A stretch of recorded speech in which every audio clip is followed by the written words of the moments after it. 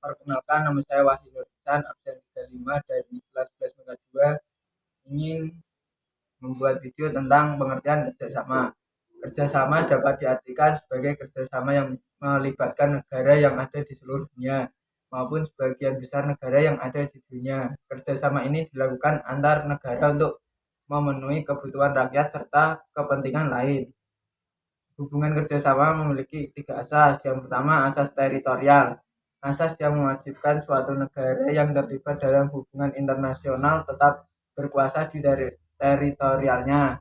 Misalnya, seorang penjahat dengan kewarganegaraan asing melakukan kejahatan di Indonesia, maka Indonesia berhak menerapkan yuridikisinya atau kewenangan pada penjahat tersebut. Yang kedua, asas kebangsaan adalah asas yang menyatukan bahwa seorang warga negara akan selalu terikat dengan bangsanya walaupun ia berada di luar negeri. Misalkan seseorang dengan kebangsaan Indonesia pergi ke Amerika atau negara lain dan melakukan hal yang salah secara hukum di Amerika namun melanggar hukum di Indonesia, maka orang tersebut bisa diproses sesuai hukum yang berlaku di Indonesia atau negara asalnya. Yang ketiga, asas kepentingan umum. Dalam buku hukum internasional dalam dinamika hubungan internasional 2019 oleh Setiawidodo dan kawan-kawan, asas kepentingan umum menyatakan bahwa negara-negara dalam hubungan internasional dapat mengatur kehidupan bermasyarakat dengan mengutamakan kepentingan umum. Ketiga asas tersebut harus dipenuhi dalam hubungan internasional untuk menjunjung kesejahteraan negara yang mengikutinya. Tanpa adanya asas-asas internasional, hubungan internasional dapat tidak seimbang, di mana negara maju bisa menginvasi urusan negara-negara lainnya. Kerjasama dalam hubungan internasional memiliki 3 bentuk. Yang satu, kerjasama bilateral. Kerjasama bilateral adalah kerjasama yang dijalin oleh 2 negara atau lebih.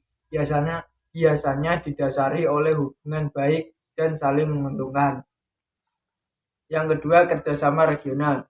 Sedikit berbeda dengan kerjasama bilateral, kerjasama regional adalah suatu bentuk kerjasama antar negara di mana negara-negara tersebut berada di dalam satu wilayah atau satu kawasan saja.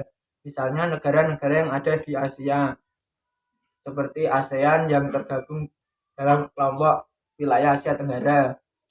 Sektor kerjasama yang dilakukan biasanya pada sektor pertahanan, politik, dan ekonomi. Dan masih banyak lainnya sektor yang dapat dilakukan kerjasama. Yang ketiga, kerjasama multilateral. Bisa First Finance and Central Bank Deputies Meeting atau First FCBD yang merupakan rangkaian dari kegiatan Finance Track di Forum G20 telah dimulai.